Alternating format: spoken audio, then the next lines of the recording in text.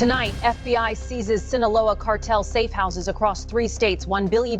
Last Thursday morning, federal agents executed the largest coordinated takedown of Sinaloa cartel operations ever documented on American soil. In a single 24-hour period, the FBI, DEA, and IC seized over $1 billion in cash, cocaine, heroin, fentanyl, and methamphetamine from 17 safehouses across California, Arizona, and Nevada. But what they discovered inside those walls revealed something far darker than a simple drug empire. They uncovered a political fortress, a shadow government, and at its center, one official who had turned 3 entire states into a cartel stronghold. This is what happened when federal law enforcement finally looked in the right place. It started at 4:47 a.m. on a Thursday, in the industrial corridor of East Los Angeles. The fog hung low over the warehouses, thick and suffocating, muffling the sound of helicopter rotors spinning somewhere above the clouds. The streets were empty, dead empty, just the distant wail of a siren on the freeway, maybe 10 blocks away, oblivious to what was about to happen. 214 federal agents moved through that fog like ghosts. SWAT teams in black tactical gear, faces hidden behind respirators and night vision goggles, moving with the precision of a military operation. They had coordinated for 6 months. Every detail memorized, every entrance mapped, every second counted. At 4:52 a.m., simultaneous breaches happened across 3 separate warehouse complexes. Flashbangs erupted like small explosions, white light tearing through darkness. The sound was apocalyptic. Doors were smashed inward, hinges twisted off. Agents poured through the smoke, weapons raised, moving room to room with mechanical efficiency. In the first warehouse, they found it. The Super Lab, industrial-scale drug manufacturing equipment. Mixing tanks the size of cars. Pill presses running on timers. Vacuum-sealed bags stacked floor to ceiling. Nearly 300 kilograms of cocaine hydrochloride. Pure, refined, ready to kill. But that was just the beginning. In the second location, a converted mansion in the Boyle Heights district, agents breached the basement. What they found made even seasoned federal investigators pause. Not just drugs. Not just money.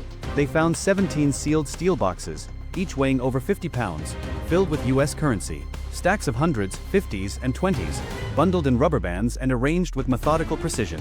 Preliminary count in the field, $47 million. 47 million.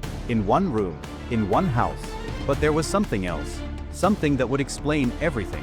Underneath the money, secured in a hidden compartment accessible only through a pressure-sensitive floor panel, agents discovered 17 encrypted hard drives and 2 ledgers. Physical ledgers. Handwritten. Names, dates, transactions, amounts, initials, code words. One name appeared 17 times on the first page alone. One name that would eventually unravel the entire network.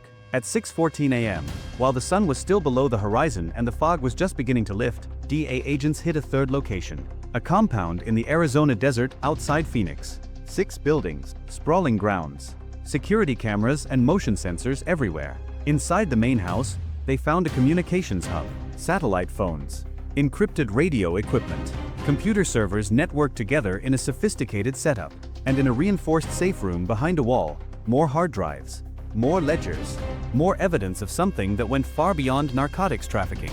Agents seized 279 kilograms of fentanyl, 2,100,000 fentanyl pills, enough to kill nearly every person in Los Angeles County 3 times over.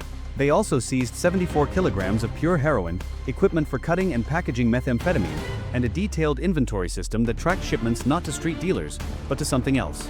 Something organized. Something governmental. The ledgers showed dates that corresponded to Border Patrol shift changes, way station closures, highway checkpoint maintenance windows. All perfectly timed, all perfectly coordinated.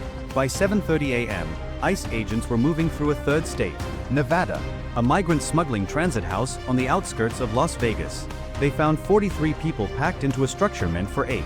But more importantly, they found records, transportation manifests, bank transfers, and a series of coded communications that referenced something called Operation Fortress.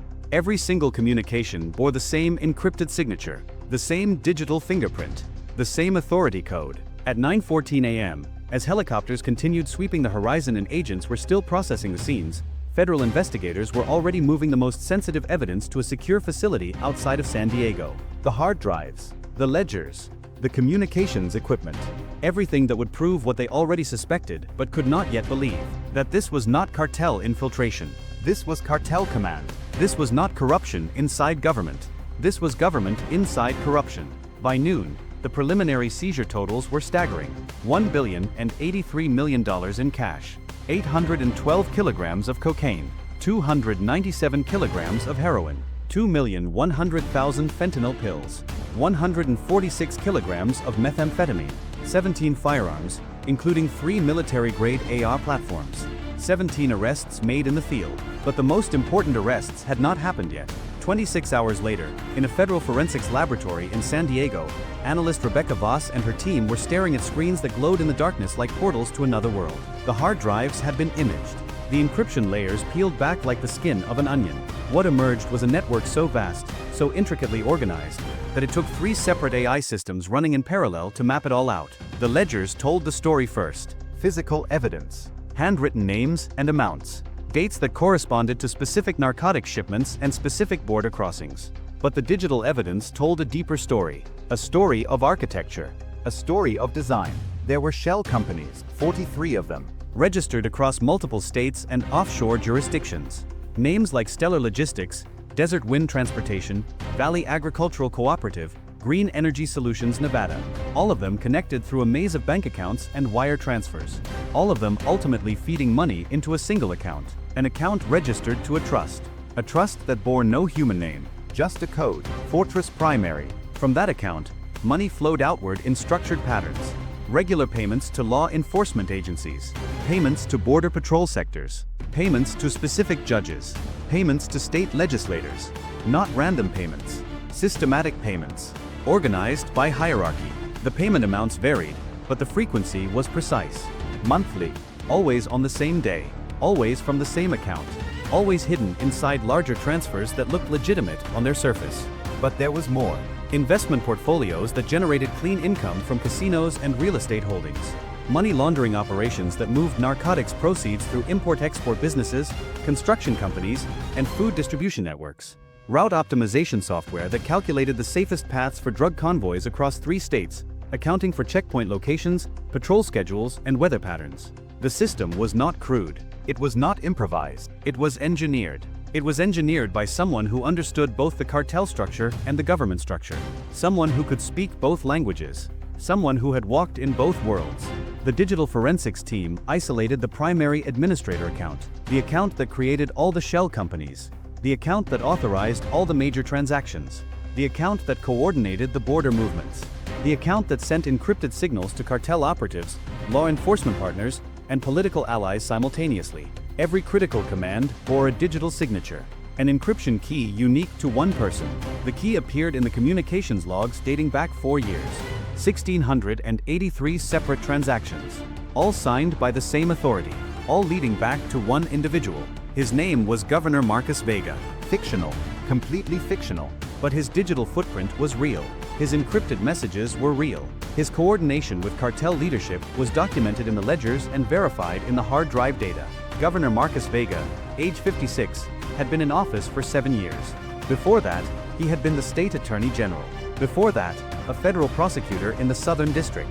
A man who understood the law so completely that he had weaponized it. A man who had spent decades learning how federal law enforcement operated, what they looked for, what they missed, and how to shield an operation from their view. The analysis showed his methods. He had not simply greased palms. He had calculated optimal payment structures designed to appear legitimate even under intense financial scrutiny. He had placed cartel operatives into customs positions, border patrol divisions, and law enforcement agencies across 3 states. Not a lot, not enough to be obvious, but strategically placed. Keystone positions, control points, nodes in a network. The communications suggested something even more shocking. Vega was not just protecting the cartel, he was managing it. His encrypted signals contained operational decisions, route authorizations, personnel assignments, logistics coordination. He was functioning as a cartel lieutenant, as a criminal commander with the seal of state authority behind every decision. One encrypted message read simply, Convoy Delta, 7 cleared for northbound movement Thursday 2100 hours. Way station checkpoint maintenance scheduled accordingly. Full immunity green. Another message, Border Patrol shift change confirmed for Sector 12. Window available 300 to 530 hours. 2.4 million units ready for movement. Another, federal investigation into supplier network terminated. Internal leak source identified and contained. Continue pipeline expansion. Contained did not mean arrested. The forensics team cross-referenced the dates with missing persons reports. They found 4 federal agents. 4 agents who had been investigating cartel operations in the border regions. 4 agents whose cases went cold. 4 agents whose remains were later identified in mass graves near the Arizona-Mexico border. Governor Vega had not just protected a drug empire. He had murdered federal investigators to preserve it. The operation had a name in the encrypted files. Not Fortress. That was what they called the network infrastructure. The actual operation was called Project Exodus. The goal was documented in a file labeled Phase 3 Implementation Roadmap. The goal was to establish the Sinaloa Cartel as the permanent institutional authority in 3 states, to create a new governmental structure, to replace democratic institutions with cartel authority, to fundamentally transform the states of California, Arizona, and Nevada into cartel strongholds, fortified against external interference, protected by law enforcement in cartel employ, and governed by a shadow administration that answered to Mexico City, not Washington. When the forensics team finished their preliminary analysis at 3:47 a.m. on Friday morning, they had documented 17,000 separate transactions, 893 encrypted communications, and 47 individuals in law enforcement and government who bore cartel signatures in the data. 47 people, across 3 states, in positions of authority, in positions of control. One of them was the governor himself. Another was the superintendent of the California Highway Patrol. Another was the chief federal judge for the Southern District of Nevada. Another was a United States congressman. The network went deeper than anyone had anticipated, and it was still growing. At 5:14 a.m. on Saturday morning, a command center in San Diego was alive with activity. Digital maps covered massive screens, showing 3 states in high-resolution detail. Red pulsing markers indicated confirmed cartel locations, safe houses, and operations. There were 57 markers, each one a node in the network. Each one a physical location that needed simultaneous disruption. General Morgan Fitzpatrick, the operational commander for the Joint Task Force, stood before the maps with his arms crossed. Fitzpatrick was a military veteran, a retired Delta Force operator, brought in for this moment specifically because the operation required military-level coordination. His voice was steady when he addressed the assembled federal commanders. We have one window, 24 hours maximum, before word spreads, before operatives flee, before digital evidence is destroyed. In 90 minutes, we execute simultaneously across all 57 locations. 2,431 federal agents in coordinated teams. FBI, DEA, IC, DHS Special Operations. SWAT teams in major metropolitan areas. Black Hawk helicopters providing tactical air support in rural zones. Rules of engagement are clear. Any armed resistance is met with overwhelming force. This is a military operation dressed in federal law enforcement authority because that is what the situation requires. At 6:47 a.m., the operation commenced. In Los Angeles, a combined SWAT and DEA team hit a cartel safehouse in the Arts District. The structure was reinforced. Doors were reinforced. Windows were covered with steel plates. The breach took 17 seconds. Flashbangs. Entry. The cartel members inside attempted to flee through a second exit. Gunfire erupted. 3 suspects killed, 4 suspects captured. The agents secured the location and found another $42 million in cash, plus detailed maps of smuggling routes through the port of Los Angeles. Simultaneously in Phoenix, FBI and IC teams hit a cartel fortress mansion in the foothills. The property was surrounded by concrete walls and surveillance systems. 3 separate Black Hawk helicopters circled the perimeter. The main gate was breached using a Bearcat armored vehicle. Agents moved through the compound like an invasion force. They encountered armed security. The gunfire exchange lasted 3 minutes. 12 suspects killed, 8 agents wounded.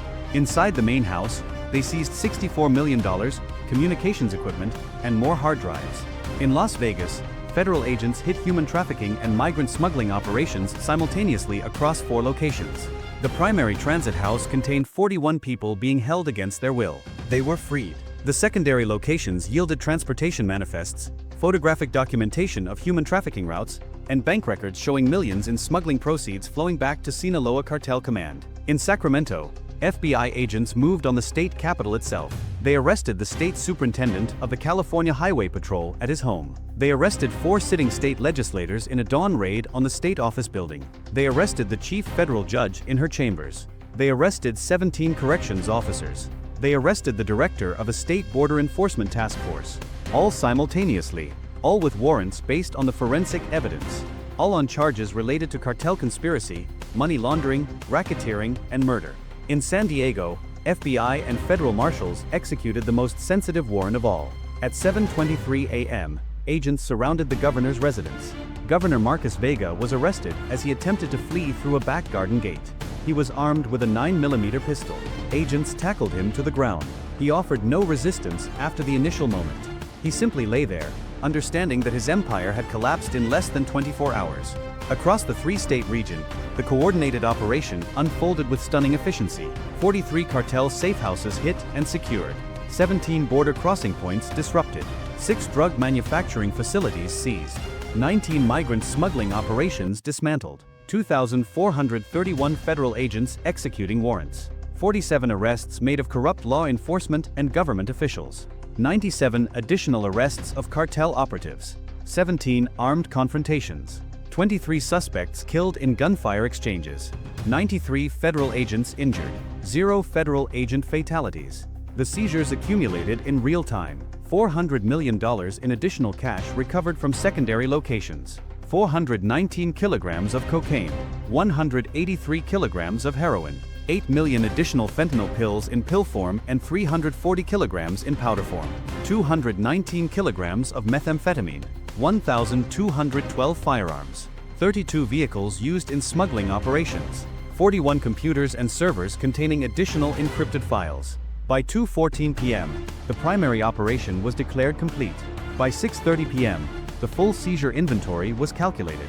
The total cash recovered across all operations, combined with the initial seizures, exceeded $1,200 million. The narcotics total exceeded 800 kilograms of cocaine, 580 kilograms of heroin and fentanyl, and 4,300,000 fentanyl pills. In 6 hours, the underworld took more damage than it had sustained in the previous 6 years. On Monday morning, in a secure federal facility, investigators were examining the internal communications logs recovered from corrupted law enforcement agencies.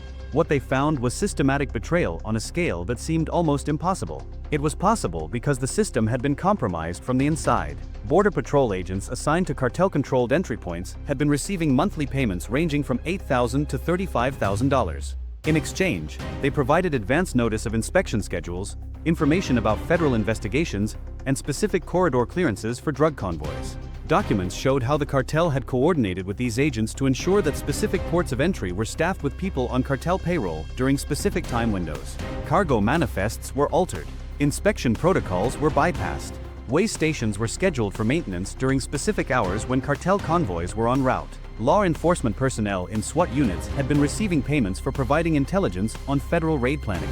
A sergeant in the LAPD had been paid $240,000 over 3 years to leak information about narcotics investigations targeting cartel operations. When that sergeant was arrested, he confessed that the cartel had threatened to kill his family if he refused. His wife and 2 children had been photographed entering his daughter's school. The message was clear: cooperation or death. Corrections officers in state prisons had been paid to facilitate communication between cartel operatives serving time and cartel leadership on the outside. They had smuggled in phone equipment, SIM cards, and encrypted devices. Cartel members in prison had continued running operations from cells.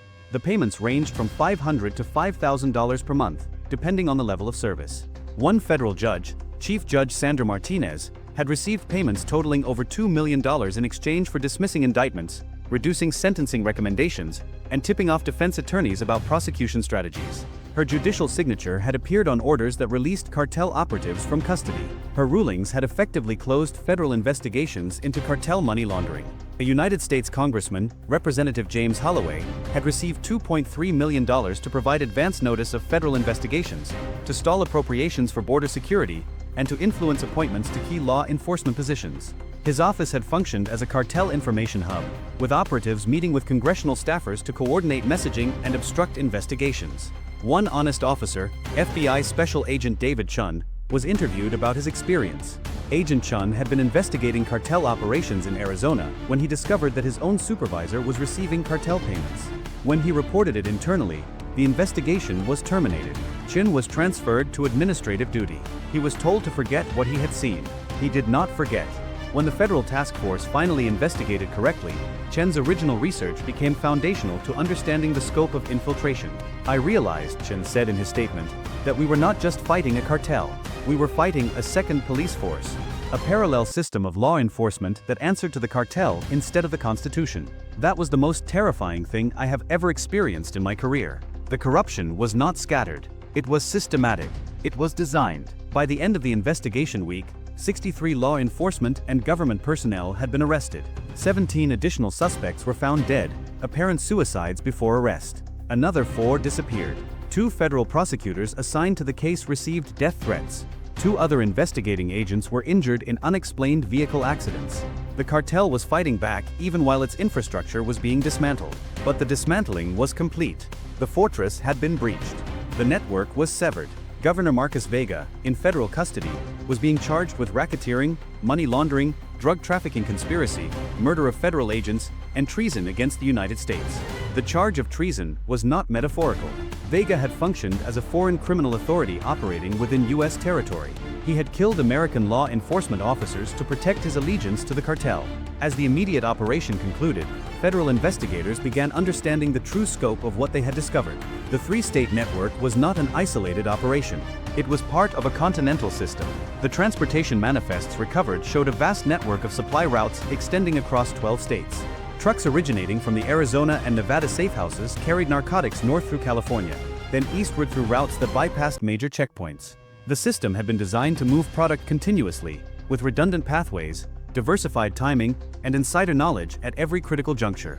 The weekly capacity was staggering. Conservative estimates suggested the network could move 3 to 4 tons of narcotics per week across the continental United States without triggering significant law enforcement alerts. 3 to 4 tons weekly for 4 years. That represented somewhere between 600 and 800 tons of cocaine, heroin, and fentanyl distributed across American communities. 800 tons. Enough to maintain addiction in hundreds of thousands of people.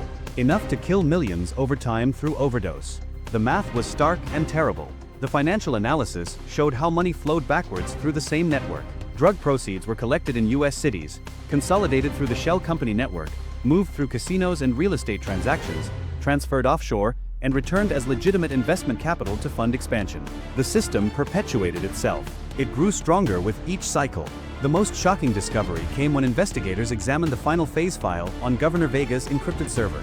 Phase 3 would have established cartel-controlled administrative bodies in multiple cities. These bodies would have exercised de facto authority over police departments, court systems, and political appointments. The transition would have happened gradually, by replacing retiring officials with cartel-selected successors. Within 5 years, the government structures would have been completely subsumed by cartel authority. Democracy would not have been abolished.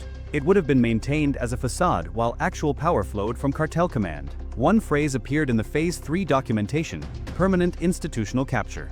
Once achieved, no future federal administration can reverse this transition without military intervention. The goal was not simply to hide narcotics trafficking.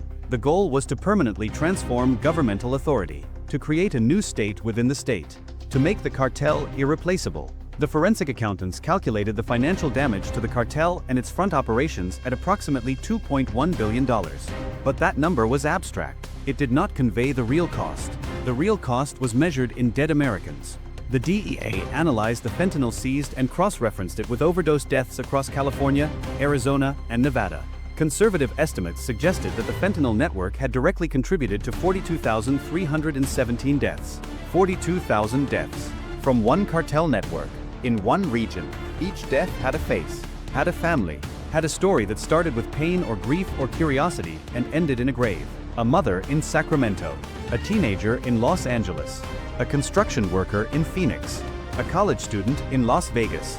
420,000 families destroyed by addiction, by overdose, by the choice to create a drug empire worth billions, built on American death. The human trafficking investigations revealed additional horror.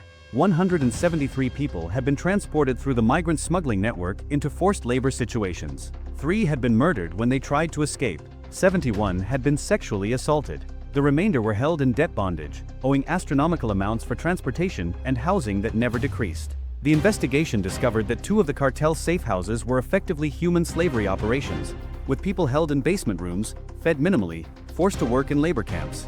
The investigation also revealed that cartel operatives were recruiting children for distribution. Children. The youngest was 12 years old when arrested during the operation. 12. Being used to move drugs in neighborhoods where police authority had been compromised by cartel money. By the end of the first month of investigation, the federal government had taken full control of the situation. The Sinaloa Cartel's American branch had been decapitated, its infrastructure dismantled, its political protection erased. Governor Marcos Vega had been indicted on 84 separate counts. The indictment was the longest in state history. The federal government announced a comprehensive reconstruction effort. 3 states would undergo systemic rebuilding of law enforcement institutions. Academy curriculum would be rewritten to emphasize ethics and reporting of corruption. Polygraph testing would become mandatory for promotion to supervisory positions. External oversight committees would be established to prevent future infiltration. The Department of Justice announced it would personally review the work of state prosecutors for the next 2 years to ensure cases were being handled appropriately. But the process was painful. It was demoralizing to discover that the people sworn to protect the public had been paid by the people killing the public. It was destabilizing to realize that government itself could be corrupted so thoroughly. That democracy could be quietly hijacked by organized crime if the crime was patient and sophisticated enough. In the final analysis, what had happened was not unique. It was a sophisticated version of something that had occurred many times in history. Power had been seized not through violence, but through silence, through ambition, through the slow compromise of one person after another until the entire system had been inverted. Governor Vega never confessed. He never showed remorse. In his legal filings, he argued that he had been protecting the state by negotiating with a force more powerful than law enforcement could oppose. He claimed that by managing the cartel relationship, he had prevented far worse violence, that his actions had actually saved lives. The argument was rejected by every court, but it persisted in some quarters. Some people believed it. Some people thought he should have cooperated. The moral calculation was impossible. How many deaths had been prevented by his management? How many more would have occurred without his control? The question could never be answered with certainty. What could be answered was simpler. An empire had been built on narcotics. Thousands had died from addiction. Families had been destroyed. Government had been corrupted. Federal agents had been murdered. And when federal law enforcement finally acted with precision and power, that empire had been erased in 24 hours. Power does not always announce itself. Power does not always come with open violence and dramatic confrontation. Sometimes power is quiet. Sometimes it only requires silence and ambition. It requires people willing to compromise once, then twice, then not counting anymore. It requires institutions that have weakened just enough that corruption becomes institutional. That is how empires are built. That is how democracies fall. Silently, incrementally, by people who think they are making the best of an impossible situation. This story of Operation Fortress is a dramatization. The names are fictional. The specific details are invented. But the structure of what happened is real. The architecture of cartel infiltration of government is real. The risk that organized crime can permanently capture state institutions is real. And the only defense against it is vigilance. Constant, exhausting, unglamorous vigilance. Honest people who report corruption instead of ignoring it. Investigations that follow the evidence wherever it leads. Systems designed to make infiltration difficult instead of easy. The cost of this vigilance is eternal. The cost of not maintaining it is measured in dead Americans, in communities destroyed by narcotics, in families shattered by addiction. If you are still watching, if this story has captured your attention, understand that this is not entertainment. This is a warning. Comment below if you believe that cartel infiltration of government is a real threat that requires ongoing attention. Share this story if you want more people to understand how deep corruption can penetrate. The visibility of these truths is the only thing that prevents them from becoming accepted reality.